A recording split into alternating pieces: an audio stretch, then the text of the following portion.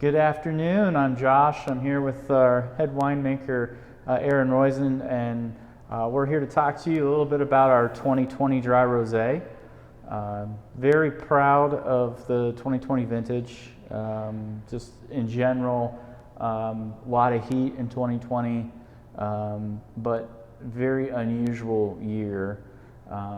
So, Aaron, do you have any just thoughts about the vintage in general? Or the rosé is usually pretty indicative expression of the year.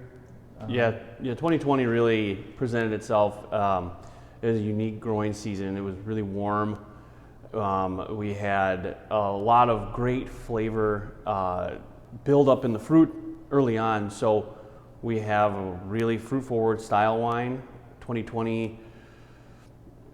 All over the board of the grapes that came in was pretty fascinating. But the rosé really is, like Josh was saying, very expressive, very fruit driven, a very ripe style. So I think it's really a great presentation of how unique the season was. Yeah, and that's why we choose Cab Franc. We use Cab Franc for our rosé for that reason, because it is so expressive of where it's grown. And it's a pretty good barometer for the year in terms of grape phenolic ripeness and character and depth of character. So we've been using Cab Franc since 2014.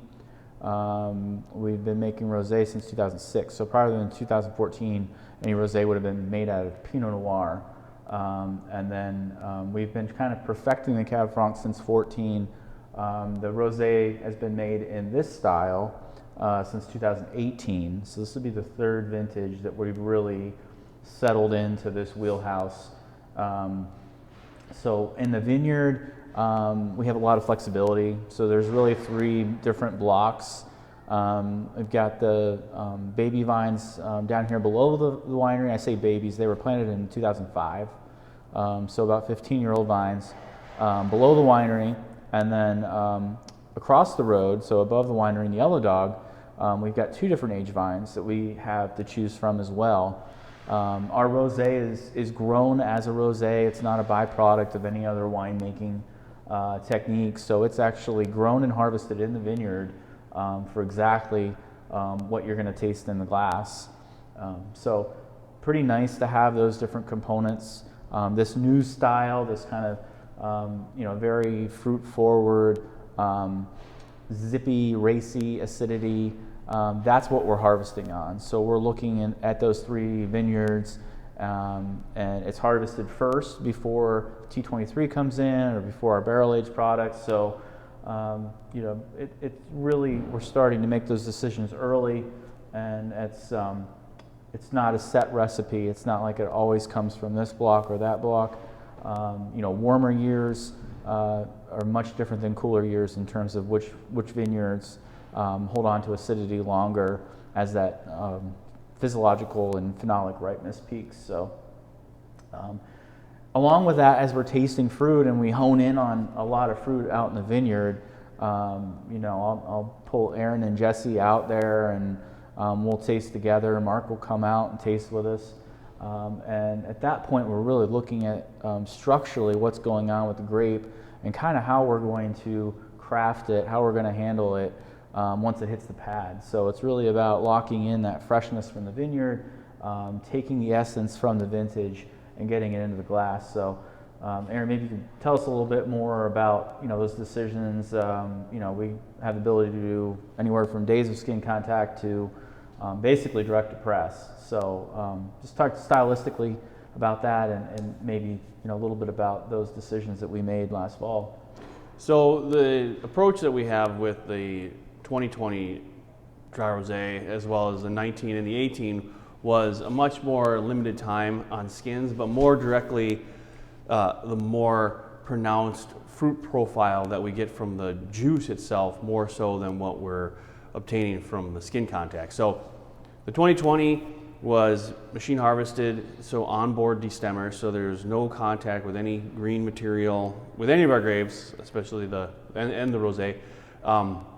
It probably spent maybe at most an hour of skin contact with any of the free run juice that would have split from any really ripe berries. So it goes directly into the press.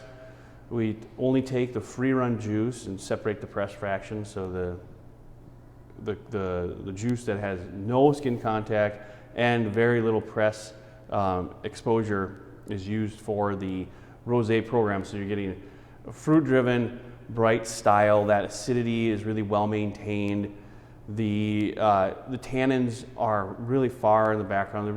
The only prominence is the little light shade of pink, which I really love. I just love a really lighter colored shade of rosé.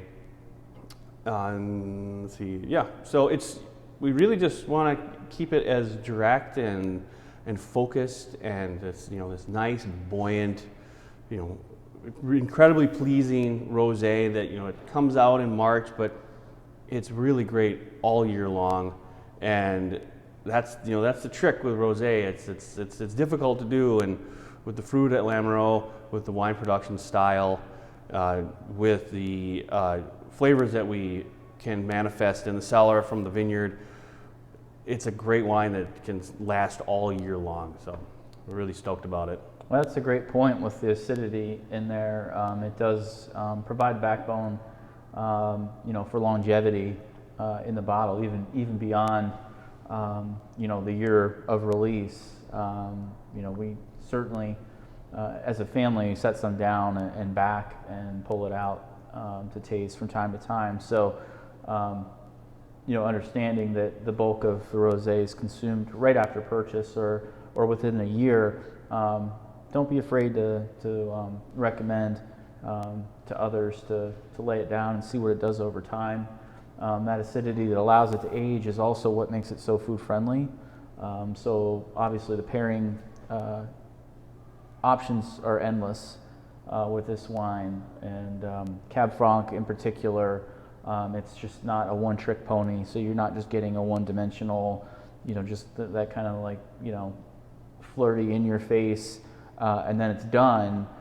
There's layers, so you get all that strawberries and cream, that racy acidity, that kind of creamy mouthfeel, but it's still going to finish dry. It's going to pair with just about anything that you want to pair it with.